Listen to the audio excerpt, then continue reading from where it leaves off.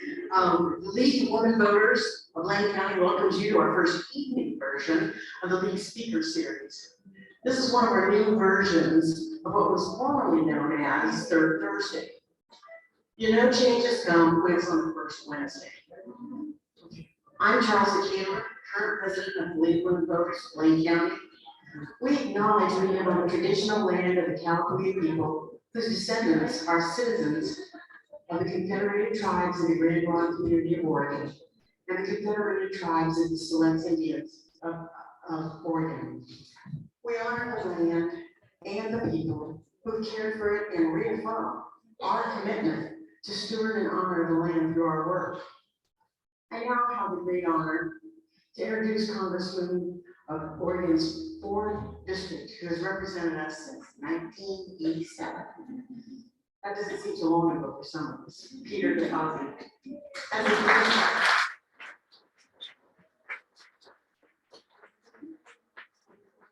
Delegation. He's known as an independent, passionate, and effective lawmaker. But we already knew that. Now, I can read the 5-minute version of the introduction or quickly read the bulletin version, and that's the one I think he approves. It's going to be really abbreviated. Chair of the House Transportation and Infrastructure Committee, Coast Guard, Highways, Transit, Ports and Water Resources, Railroads, Aviation, and Economic Development. Several multi-billion-dollar laws that he helped pass, created jobs, improved transportation, kept ports open, ensured clean drinking water, and kept the airline industry accountable. Good luck with that. He authored and passed in the House the Moving Forward Act, modernizing our energy infrastructure for a clean energy future. $760 billion over 5 years. Transportation and infrastructure, and creating millions of jobs. He's always focused on his constituents, and over the course of his career, his seniority has brought billions of dollars back to the district. The 116th Congress alone, he brought home more than $55 million in federal funding. DeFazio knows how the sacrifice vets and their families make. He's a vet. Secured $80 million to build the Eugene Veterans Clinic. He's the ranking member on the House Natural Resources Committee, focusing on energy, federal lands, oceans, fisheries, and Native American issues. Leadership in passing the Health and Forest Restoration Act led to bipartisan efforts for common sense solutions for forest management to sustain Oregon's rural communities. Outdoorsman he worked to protect Oregon's most unique, natural, and ecologically diverse treasures. Protect 100,000 acres of salmon habitat, designated the remote non-log Devil's Staircase area to wilderness, and stop future mining on the Chetco River to preserve salmon habitat and clean drinking water. If you want to know what I left out, check out the biography page on his website. This is my work, so I'm not going to abbreviate it. If voters believe that character is the best way to judge a person, one could not wish for better than the example of DeFazio, who has voted against and refused to accept every congressional pay raise while the government is in deficit spending. Instead, he has used his pay raises to fund scholarships at 5 Southwestern Oregon community colleges. By the end of 2020, DeFazio contributed over $466,000 of after-tax salary to over 286 scholarships and debt reduction. He counts these scholarships among his proudest accomplishments. After his presentation, we'll ask you to legibly write your questions on the cards at your table, and I'll read it. Because the league is committed to nonpartisanship, we can't allow any campaign questions or speech time at this event. When the congressman leaves the room, Congressman, you're up.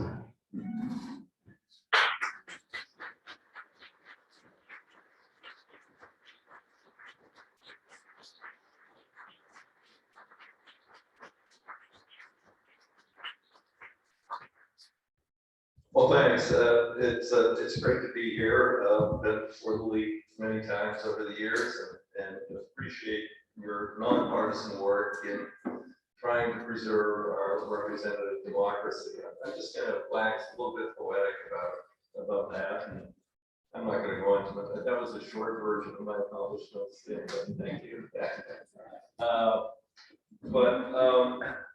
You know, I am very, very concerned about. I gave a speech up until Trump got elected. It was called America's Representative Democracy, and it survived.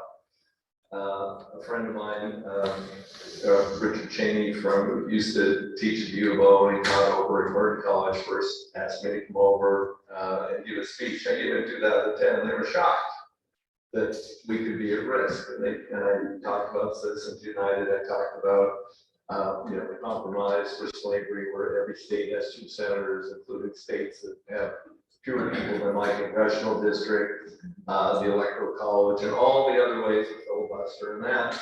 And they were just stunned that we had all these problems before us. And of course, now it's gotten worse. You know, the Supreme Court, not only, you know, Citizens United, of course, they overturned 100 years of precedent to do that. And despite the fact that Justice Roberts said he would observe precedent, actually, I wanted to file articles of impeachment, but my then legislative director and worker Dennis Kucinich, who filed articles of impeachment against Bush, and he said, if you do that, I'll quit because I don't want to deal with all that. So I didn't. Should have still, because he did perjure himself, but now they've all perjured themselves. You know, all the new ones, you know, appointed by Trump. Oh, we're going to observe precedent. Yeah, look at Roe v. Wade. Again, more than 50 years, numerous cases. But they've gone beyond that. They've now sanctioned gerrymandering, which is the infection of the House of Representatives. You know, they're saying you can draw districts any way you want. No one person, one vote. There was a case brought saying this is not one person, one vote because of what they call cracking and packing. And we'll put every minority in the state in one district that looks totally weird, and then the rest of the state. And regularly in states, you know, it'll be very close in some of these Midwest states in terms of D versus R, but the majority of the legislature, even sometimes the supermajority of the legislature, goes to Republicans because of what they've done with state redistricting, and then of course federal redistricting. So they've done that, and now they're looking at something that would totally rip apart the democracy. It's a case brought by the state of North Carolina. They did a totally, you know, such a bizarrely gerrymandered map that the Supreme Court of North Carolina said, you can't do that. This is a conservative Supreme Court. They said, you can't do that. And the US Supreme Court is going to take it up and inevitably overrule them and say legislatures can do whatever they want when it comes to federal elections, including making someone else as the winner. Any kind of rules, and they will be exempt from state and federal law. It's very likely that ruling will come down this session. So we are very, very, very much on a knife's edge in preserving the system that we know and we love and has delivered such phenomenal benefits for our country. So there could be no more, again, I'm not going to get totally political, but seminal election than this election in terms of who wins and who loses and what the future holds for our country. You know, we passed numerous bills to try and uphold, you know, the laws of the country. You know, we did a major bill, HR 1. I told my leadership was a mistake. It was every reform we ever thought of, and it would never get through the Senate. But I supported it, including essentially, you know, undoing Citizens United, restoring voting rights. I said, why don't we focus on voting rights and a few other critical things? I said, no. Chuck says you can pass it. Well, no, Chuck couldn't even take it up. And so it couldn't get past the filibuster to be taken up. So finally, about August of the first year, when Biden was running out of capital, they said, well, let's try something more narrow. Well, it was too late by that.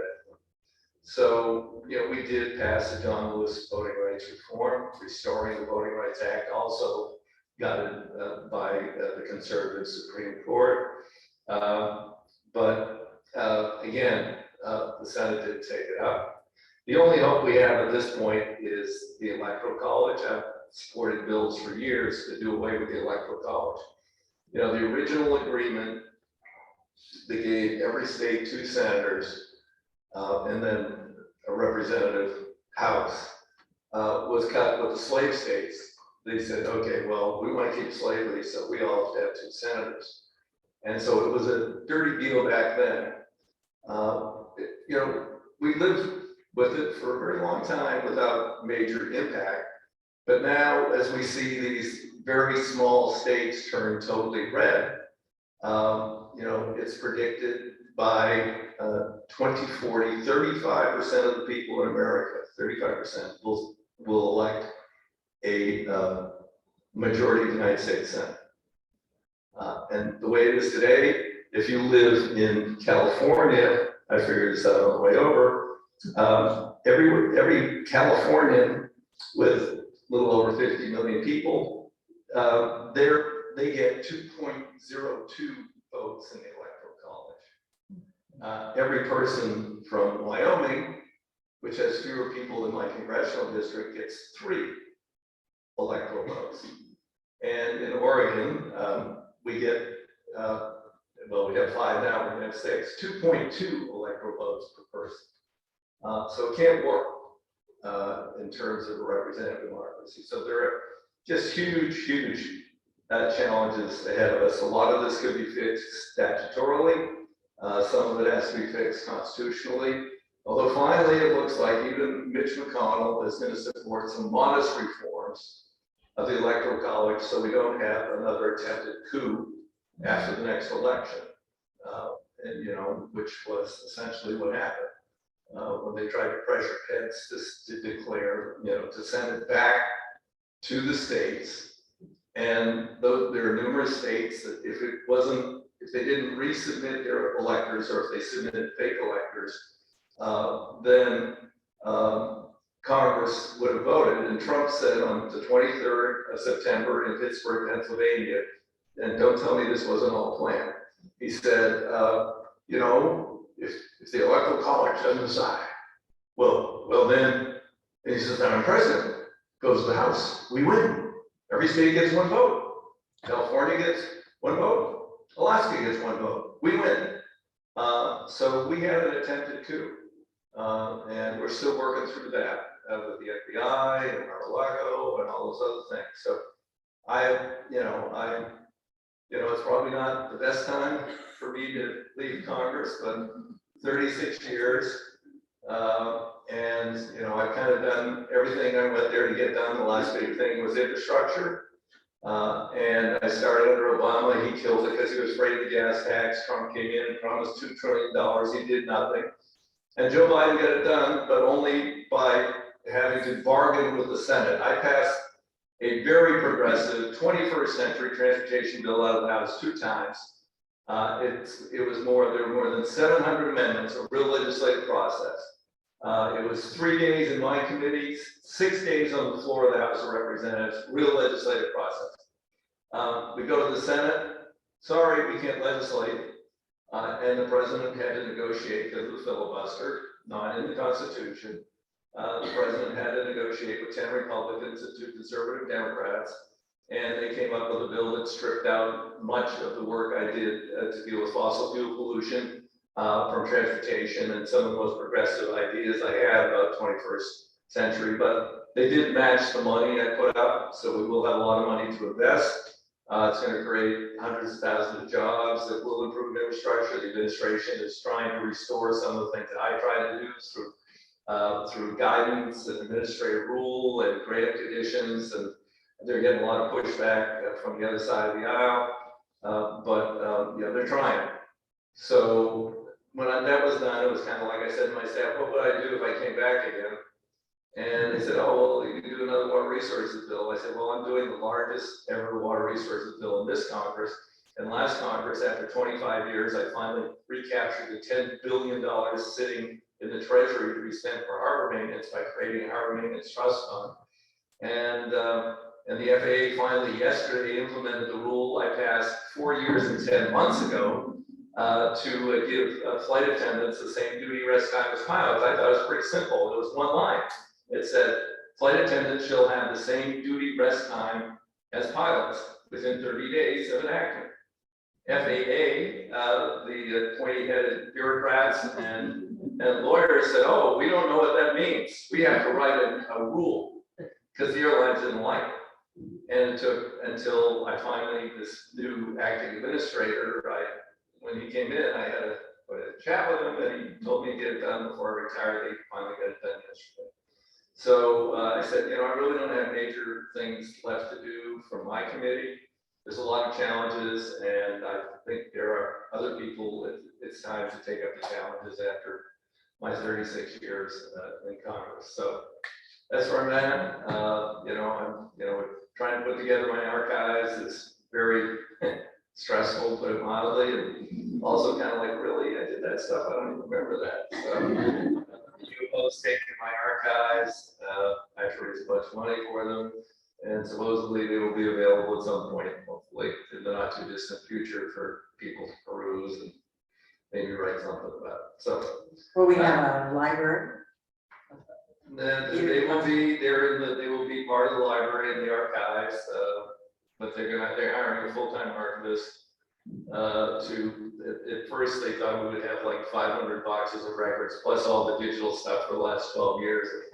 They think we're up to now 100 boxes, so I have to keep raising more money for them to deal with it. Otherwise, it'll sit in the basement somewhere. So anyway. Well, thank you very much. Y'all need to give your cards with questions to Freddie, and I'll read them. But I have a question. Who's going to chair the transportation committee? Well, it depends on who's in charge, obviously. Right. So the Republicans are in charge. It'll be Sam Graves from Missouri. He's a pretty good guy. He's a little too deferential to Kevin McCarthy. But Sam is not one of the people who's out there, but he'll only have 2 years because of their term limits. If the Democrats maintain control, it'll either be Eleanor Holmes Norton or Rick Larson from Washington State. One of those two. Eleanor Holmes is the longest serving, but there's a tradition in the House, unwritten, that delegates never chair committees or never rank members of committees because they don't have a vote on the floor. And then Rick Larson's from Washington State, so one of the two. Is there anything in the future that you see possible from coming out of the transportation committee? Oh, well, they have to do another FAA bill next year, and there's all sorts of new challenges. I mean, we've already passed a number of bills to deal with what we call advanced air mobility. Some people call them flying cars, and drones, which are proliferating, and how we integrate all these things into the national airspace and still fly safely. There are other challenges in aviation. There was a company out of Norway that tried to turn aviation into the cruise line industry, where all the American airlines would be ultimately flying planes flown by pilots from Malaysia or Indonesia or someplace else because they're cheaper, and flight attendants from somewhere else under contract without union coverage. I beat them. They finally went bankrupt during COVID. But it's a continuing threat. The Emirates are playing games, and they lose billions of dollars a year on the airline industry, but they're becoming one of the biggest aviation hubs in the world because, hey, so what do we lose billions of dollars a year? And we're supposed to compete with that. So there are big challenges out there to maintain, well-paid, jobs, hundreds of thousands of jobs in the United States of America related to aviation. So there's a lot out there in aviation.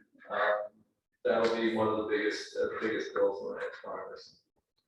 Where's my jet? Well, that's, we haven't held any hearings on that. Just flying cars and drones, but I'm sure the jetpacks are coming. All right, we'll quote you there. This is central to the league.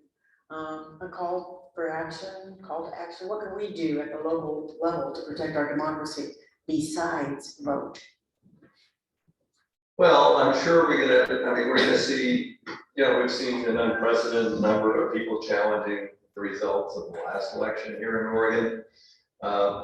Inundating the clerk's offices with requests for, if they think the election was stolen. They're gonna attempt, they are attempting, and in other states succeeding in doing away with vote by mail. I expect that we will see initiatives here to do that. Nationally, I already talked about some things that the league nationally could be supporting, like the fact that we could adopt some reforms of the existing system despite Citizens United with full disclosure and other things, which of course now is not required. And then there is this, and now Oregon's already adopted it, but is the National Popular Vote Interstate Compact. And if a majority of the states in the Electoral College adopt the compact, then we would go to a popular vote for president instead of an Electoral College vote by president without having to amend the Constitution. And the league supports that. Yes, it would be a great gift to the country to actually have the majority of the people choosing the president as opposed to a shrinking minority of people. Very good. One of my favorite questions. Do you favor expanding the Supreme Court? I think the Supreme Court, and I proposed this many years ago, and I'm on a bill again this time, should be term limited. And they should be term limited with staggered terms so that no president ever appoints a majority of the court. And the Constitution, we don't have to amend the Constitution. The Constitution says they're judges for life. That's fine. You can go back to being a bankruptcy judge or a district court judge or a circuit court judge, but you're not going to be in the Supreme Court anymore. And that we can do without amending the Constitution. It's going to be impossible to amend the Constitution for anything like that, because again, that minority of states that benefits, will not ever go for a constitutional amendment. Can you name just a few things that you're proudest of in your 36-year? The one, that's like asking your favorite dog or child. The most recent one, probably. Well, I snuck one through last year at the end of the Trump administration with the help of Pat Leahy and actually Senator Gaines. I had been trying for 20 years to take away the antitrust immunity of the health insurance industry. And actually passed it out of the House twice during the last Congress, even with Republican support. Only about 40 of them voted against it because people are not very happy with health insurance and costs and the way they get treated. And they are exempted under the McCarran-Ferguson Act of 47 from antitrust. So they can collude, drive up prices, redline, say, well, we won't go into Oregon if you won't come into Washington and this and that. And it was all legal. And I passed it twice. The Senate couldn't take it up. But then we had the gigantic 8,000-page year-end omnibus bill. And I worked with Pat Leahy and Senator Gaines. And it was only a couple of lines. And it was buried in 8,000 pages. And the insurance industry lobbyists, and there are more insurance industry lobbyists than there are members of Congress, didn't notice it until it was too late. They went berserk. Because it was, and the Justice Department is starting to finally bring cases with their new authority for antitrust against insurance companies. So that's, and then I mentioned our maintenance tax. I started on that in 1996 with a guy named Bud Schuster. I served there long enough that his son, Bill Schuster, became chair. And I moved it out of the committee when Bill was chair. He didn't, because I'm trying to recapture $10 billion sitting in the trust fund for our ports, which need a heck of a lot of work. And he said, you'll never get that. And then everybody voted for it. So, well, the Freedom Caucus guys voted for it. And I said, yeah, because they think a tax that is collected from people should be spent on the purpose for which the law says it should be spent. But Paul Ryan hated it. And so he twice pulled it out of the bill on the floor. And then we took over and I passed it. And we again got it done at the very end of the last Congress in the Senate. So those are a couple of the most recent things I've done. I mean, created, I've still got a big bill pending to protect, put more protection on the road, river, and the permanent protection down there on the Chetco from massive strip mining, which would destroy the river. You know, I've got to pass this very big water resource development bill, which in which Oregon will do very well. And I've got to get a Coast Guard authorization done, which the Senate hasn't been able to deal with. So I still got things to do in waning days. Bravo. Want to know if you can address some community resilience in the face of climate disaster. Where's Congress on this? Well, the first day we marked up my my 21st century transportation bill, it was the first mixed markup, virtual and in person. And I was the only Democrat there. There's 63 members of the committee. And the Republicans were going on for hours about, you know, climate doesn't belong in a transportation bill, but they support resilience. And I said, well, why does the sea level rising? Why do we have these extraordinary weather events? I mean, don't you think we should deal with the root cause? No, we don't believe in climate change. That's all just natural cycles, but we want resilience. We want to deal with sea level rise. We want to deal with severe events. So there's actually a fair amount of money, both in the Federal Emergency Management Agency and in the ultimately adopted infrastructure bill to deal with resilience. They will admit that we need resilience, but they will not admit that anything we're doing is causing the need for resilience, because Donald Trump would kill them if they did. Are you worried about states voting for a constitutional convention? That would be a disaster. Agreed. I don't know how many states are on record now. There's quite a few.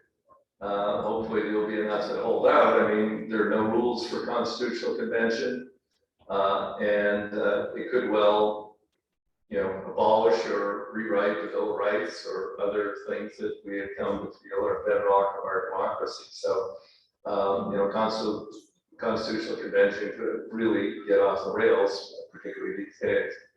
So is it safe to assume no one wants it? No, there's quite a few states that have already voted to have one. I don't know how many. I haven't seen recently. I think it's well up in the 20s. Oh. Yeah. We're running out of questions. I find Okay. that hard to believe, but That's okay. I got at least one more. And you can wait to the end to answer this one, because it's, what are you gonna do in retirement? I'm going to still be engaged. I'm going to still work on issues I care about. I'm really spending a lot of time. Well, we're spending a lot of time getting my staff trying to organize stuff as well as we can to get to the Oregon archives. I mean, I have a fantasy about writing a book, but I don't know, at the moment it seems like too much work. I need a little bit of a break. I've had some people ask me, you know, who I believe in, and I believe in the work they're doing. If I work with them on consulting like that. There's one group that's a very legitimate group, first time ever. I've always opposed free trade.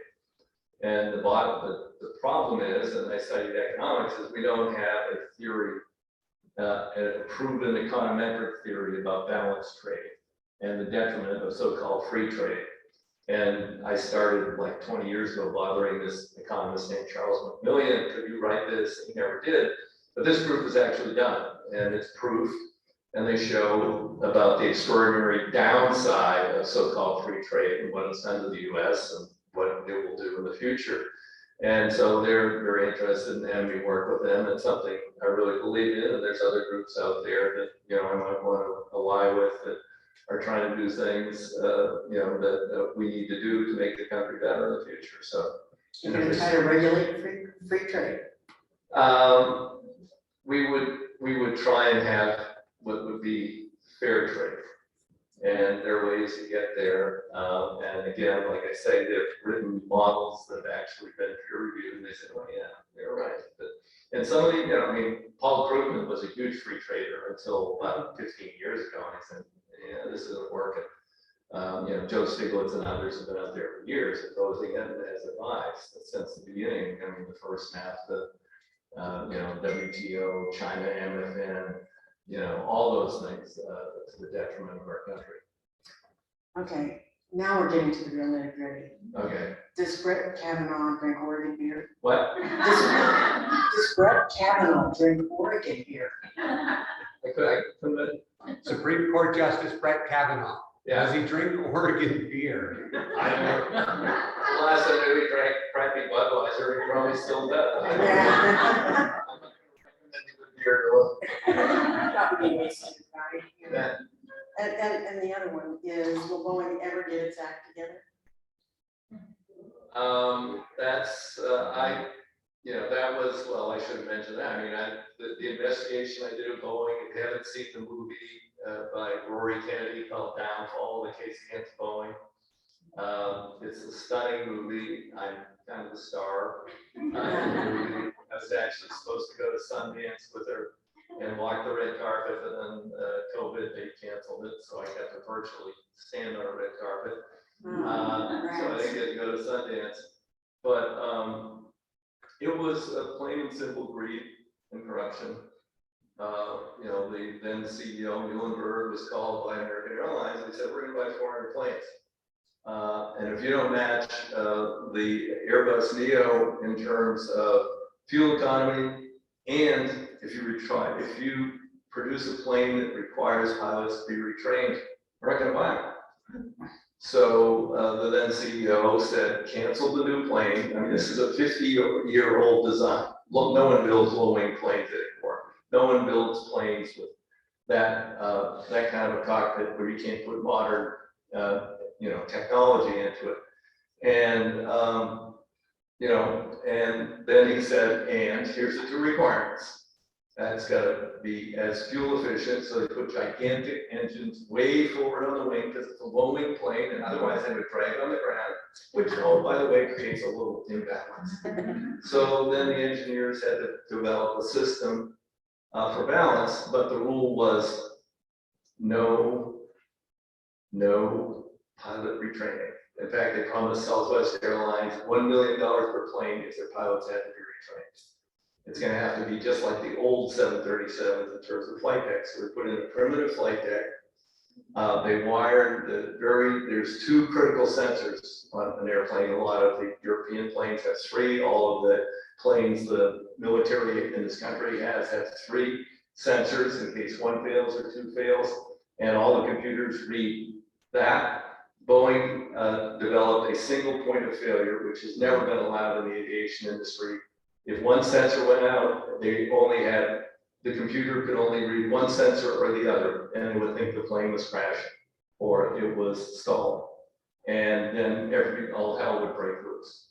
And Boeing hid this from the regulators because they thought, wait a minute, they might not like that, and they might require pilot retraining. And so, they killed 343 people.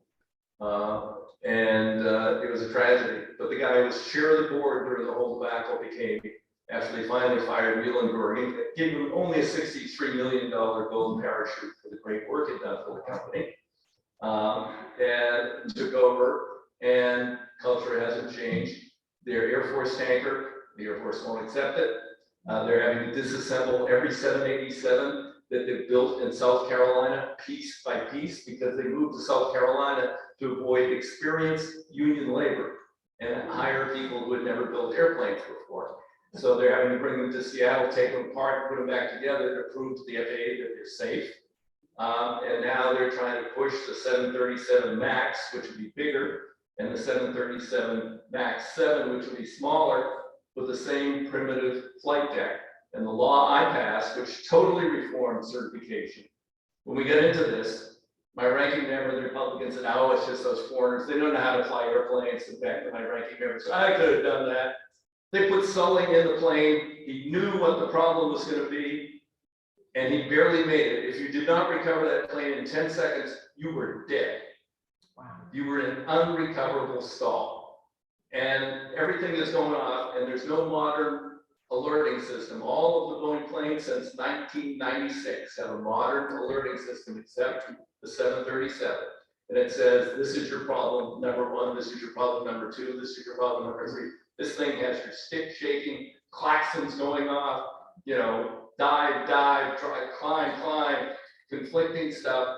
And, you know, I mean, they didn't even tell people it was there until after the first crash. And then FAA allowed them to say, well, we'll fix it within 2 years. But the FAA also developed a report that said, gee, if these planes keep flying with this, 15 of these planes are going to crash over the life of the fleet. We've never allowed anything like that before. So we had a captive regulator and a corrupt company at the management level, and they killed those people. And you know, and now they're pushing to undo my bill and say, oh no, we don't have to have modern flight decks on the 737 MAX 10 because that would be. Because then it wouldn't be the same as the old primitive ones. So we wouldn't be able to move a pilot from a 25-year-old plane into a new plane without any training. Yeah, you know, if they're not a good pilot and this happens, you know, then it might be a problem. They did dumb down the system. The system the engineers put in that again they didn't tell FAA about would dive the plane every 10 seconds. And there's no way to control that. I mean, you see the pilots fighting it, the plane goes like this, like this, like this, like this, and then go. And so now they've gone back to the original system where we'll only do this once. So it's less deadly now, but it's still not a modern flight deck. And so, no, they have not learned their lesson. He's threatening to cancel the plane if they have to. He's known for 2 years about the law I passed.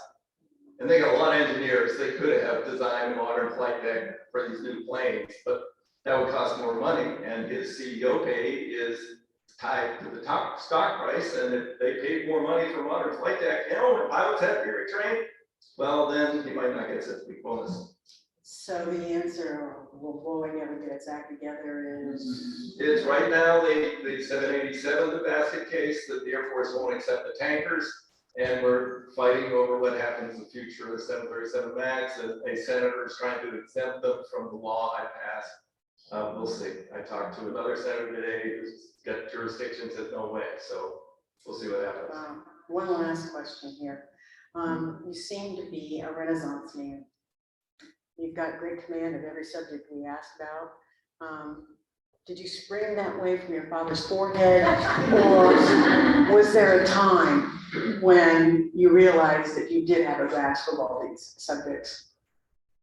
I say to people on transportation infrastructure, I was an apprentice for 30 years. And I had some great mentors, Norm Mineta, Jim Overstar, even Bud Schuster.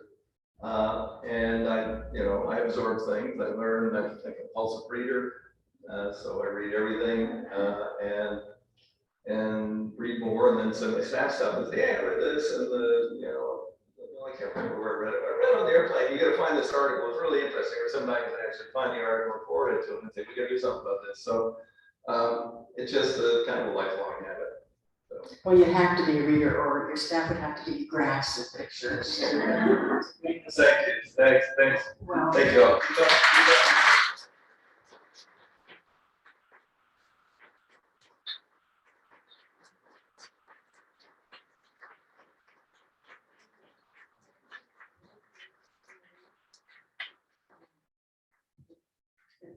it's 2 copies of the Constitution. One is in Spanish. And we also have one of our Vote 411 cards, which I think we've got some if anybody needs them. And it's been an honor to hear you speak, and especially to be our congressman. Thank you very much. Thank you.